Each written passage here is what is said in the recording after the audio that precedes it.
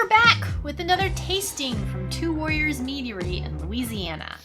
And this is prepping us for the end of winter and the beginning of summer. Which I know we skipped spring, but there's a Monty Python reference for there. Because these kind of have summery notes, and we'll get to that in a second.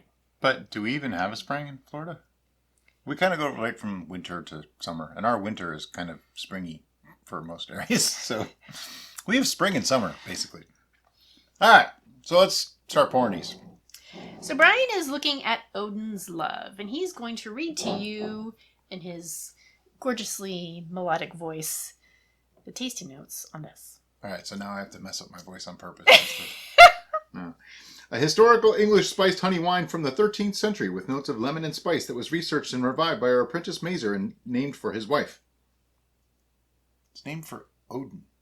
Oden. Odin. That's why it's spelled differently. I always wondered about that. At Two Warriors Meadery, we strive to use only local ingredients, and a portion of every sale goes to local veterans charities. Thank you for your support. This is 10% alcohol by volume. Now, we're not necessarily comparing these to each other, right? No. I don't know how these things work. I'm just here to drink mead. We're comparing them to each other just as reference points, but we're really just giving you our impression of each individual beverage on its own merits. So this should be spiced honey wine. Now on the front, it actually says honey lemon wine with natural flavors.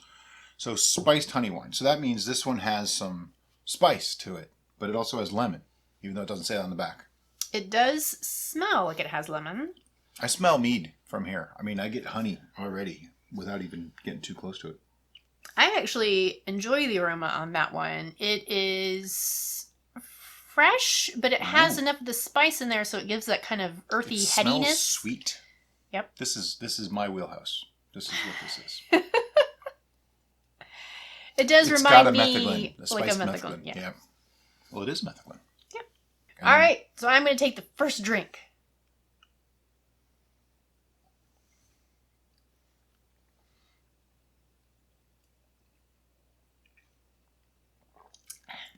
That is really nice. Mm-hmm. I don't imagine it's going to last very long. No. I think somebody, if left to his own devices... The spice notes are a little subdued compared to my spice methylene. That's not necessarily a bad thing. It's just a different thing. The honey notes come through. The honey character comes through really nicely. I get a little bit of the lemon, but it's not overpowering at all. It actually complements it quite nicely. I like this a lot. This is a really good one. It reminds me of what my mental aim was for our honey mead. What am I doing? It reminds me of what my mental notes were for our lemon mead. Okay. Because had we herbed it, we might have been able I'm getting that tea with a dash of lemon and honey sensation. It's actually sweeter than I thought it was going to be. Yeah, it's significantly sweet, which I really enjoy. I'm trying to cut back on the sweetness stuff. Yeah.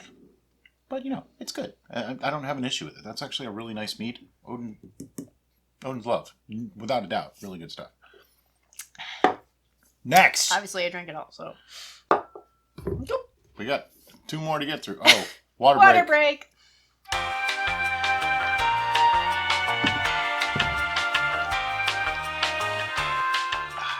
Okay. So this one is Valkyrie's Flight. And it says, for thousands of years, honey has been fermented into wine. Our Valkyrie's Flight variety is a semi-sweet traditional honey wine with fruity and floral notes. At Two Warriors Meadery, we strive to use native ingredients from our home and the great state of Louisiana, and a portion of every sale goes to local veteran charities.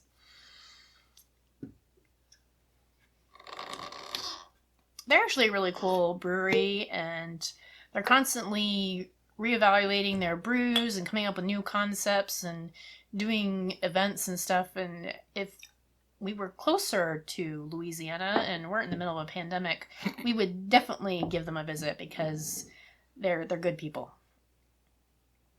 Oh, this one smells completely different.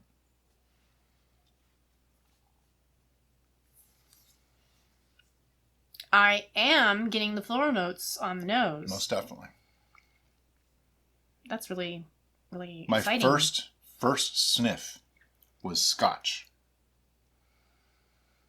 And then the second one, it was gone. So I don't know what I did the first.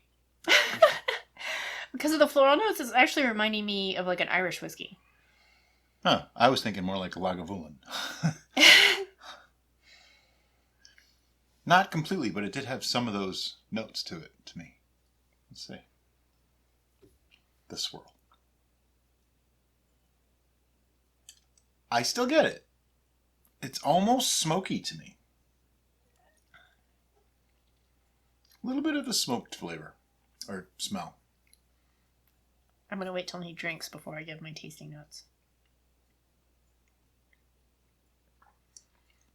Oh, wow. Forget the smoke. Did you get it on the after, though, a little bit? For science. If I dig, maybe. Well, there's something... There's something there. In the mouth, I'm getting the floral, I'm getting the honey, I'm getting the smooth coating. Mm. But then the finish and that exhale that I know I've spoken of before on tastings... I get the smoke. Is kind of smoky. And it might just be because he planted that idea in my head. But it's definitely different from what the original flavor profile is. But I smelled it, and I can still smell it. It's not discordant at all. No, it it's actually really pleasant and interesting to have that different... Putting it into a whiskey, it's Glenmorangie meets Lagavulin. Yeah. It actually has a similar taste to that. It's, I mean, obviously lower alcohol. This one is 8% alcohol, so this is very low alcohol. I don't taste alcohol. I don't get my bitter honey note in the back from naturally fermented mead, probably because the alcohol is so low. But this is one that I can drink more of, even though it is sweet. It's more than a semi-sweet, I think. It's a little more than a This semi-sweet. one is definitely sweeter than this one. Not by much. I don't think they're that different. This one reminds me more of their blueberry lemon pie, which I absolutely adored and drank all of it without letting Brian have any more. Last but not least, Endless Summer honey lemon wine with natural flavors. Now this one looks pretty. We produce small batches to better Oh, they don't talk about it. It's this side. The notes of lemon and vanilla make this perfect for squeezing the last drops out of summer. Aha, clever. And then, of course, at Two Warriors Meadery, we strive to use only local ingredients, and a portion of every sale goes to local veterans charities. Thank you for your support. This one is 10% alcohol by volume. We haven't been talking about color. They all have really nice colors. Yep. They're pretty clear. I would say they are like a 9 on the clarity level. They're... In the bottle, they look less clear than they do in the glass. Yeah. And I think it's just the shape of the bottle. Yep. But I like their bottles, so I'm okay with that. Now, one thing of note, and it does happen, is they get floaties in the bottom. And I think it's because they use more natural practices for their bottling and their fermentation. I do know that they use stuff for stabilizing, just like any commercial does, because they kind of have to. It's almost impossible to make a safe product without it. That's going to travel in unknown weather, in unknown conditions, unknown temperatures. So I don't blame them for that. And he warned me about that before we even took them, and it's okay.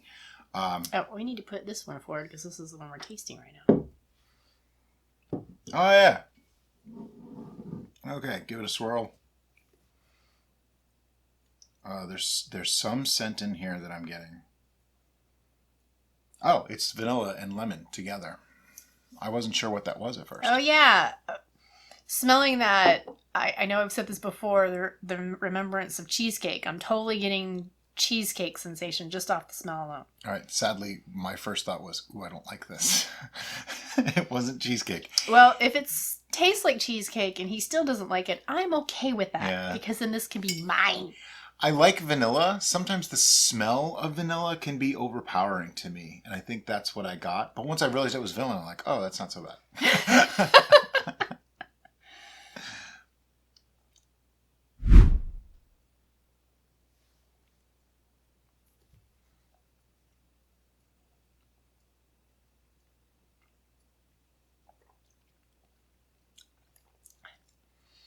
They do something right with vanilla that we have yet to do, and I'm not really sure how they get that, and we don't. But lots of times when they add vanilla to one of their meads, it turns out into this kind of creamy, biscuity, graham cracker sensation in the mouth, and I don't really know how vanilla translates to that. It could. I mean, vanilla is used in baked goods for the right. same reason. It might just rounds be flavors out. Subliminal, but I've noticed this now twice in their tastings. I got that from the blueberry lemon pie one, and I'm getting it from this one as well. That I'm getting that. I think I'm starting to realize that I don't actually like vanilla in mead. Well, yeah. Guess that's more for And I'm me. not saying it's not a good mead, because it's a perfectly fine mead. There's nothing wrong with it. Just that one and the blueberry lemon pie one both had vanilla, and both of them just kind of not my thing. Not to say that they don't make a great product, but that's why they make several. Because these two, I would totally drink all the time. That one, maybe on a special occasion or something, but it's not really one I'd reach for. And I'm all right with that, because I will definitely reach for it. Well, we say this all the time. There's Derica meads and there's Brian meads, and they don't always mesh. Sometimes they do. I mean, I like the spiced ones and the spicy ones. She tends to like the more floral. Like this one of them had floral. Valkyrie's Flight was more floral, and I actually really liked it. I had no issue with it. I think I might like that better than the first one that we tried. So I enjoyed all three of these, and I was pleasantly surprised by the differences and the nuances in each one. Yeah. But each one of them, even drinking them side by side like this, I was like, ooh, well, that's nice and different. And, ooh, well, that's nice and different. And that's one of the cool things about mead. I get people all the time that say, what does mead taste like? And I have to answer with, what do you mean? Yeah. Like, because wine has a range of flavor. You have all the way from your dry whites to sweet whites to dry reds to sweet reds. And then there's mixes, and there's like this wide range. And let's say it goes from here to here in the flavor profile. Well, mead, if you just took the mead itself, no extra flavors, because of the different kinds of honeys, probably has about the same kind of range, maybe more than just wine. Now, combine that with all the different ways you can flavor it, and mead has such a vast palette. Never mind the fact that you can make session meads, carbonated meads, very low, 3, 4, 5% ABV, all the way up to sack meads in the 20+%. Yeah. And then you can fortify them too, which, that could be compared to a port wine, that kind of thing. I know. But basically what I'm getting at is like wine has this much, mead has this much. So when somebody says, what does mead taste like? It really comes down to, you will probably find one that you like. Yep. Like anybody can like mead. Not everybody will like all mead. And I'm living proof of that. Derek is living proof of that. We don't like every mead out there. Yep. But we both have fairly wide palettes when it comes to what meads we do like. We have found one interesting thing, and that is we tend to like our own homebrewed meads more than we like commercial meads. Except for Two Warriors. I tend to like their stuff. Two Warriors has been the exception to that rule. And we're not saying that just because they sent us some mead to try out. No, not at all. We're saying that because if you have the means, check them out. But in all honesty, we've tried, 6 of their meads now? And I liked half of them. Enough that I would totally just drink those. Yeah. Which is actually a really good number, because I tend to like half to 2/3 of what we make. But keep in mind, they just chose and sent us. Yeah. When we make them, it's, I think I'm going to like these flavors, so I'm making this for myself. There's a difference. Yep. Also, when we bought stuff in the stores, it was like, did we like any of them? I think there was one along the way that was okay. Moonlight Meadery, I think, made something that was okay. I don't remember. It's hard to tell because there's been times that it's been years too. We've had options prior to what we know to be the pandemic now, where there was a meat option on a menu at a restaurant. Be like, oh, well, we should try that because that's what we do. And it was instant disappointment, and it was just really frustrating. Yeah, and it made us actually start to question if we were doing something wrong because we liked our mead and didn't like commercial mead, which I know sounds ridiculous, but we've come to learn that almost everybody that makes homebrew mead likes their mead better than anything that they buy. And there's something to be said for you made it. Therefore, in your mind, you're going to protect it and favor your decision. But there's also something to be said for most meaderies or many meaderies aren't really making as good of a product as you are making for yourself at home. They're cutting a corner, they're doing something different, or they're just simply not working within your wheelhouse. I mean, it's entirely possible. There's beers people just don't like. Oh, sure. It's just not your thing. And mass production gets in the way of quality absolutely. often. So there's that as well. Yep. We have delved further into that in our other commercial mead tastings, so I highly suggest you check them out if you're interested in finding out more of our opinions on those commercial commercial meads. We are going to have a link to the Two Warriors Meadery in the description of this video. Please go check them out and patronize them, meaning buy their stuff. Yeah. And if you like this video, look up. There's another one. You might like that too.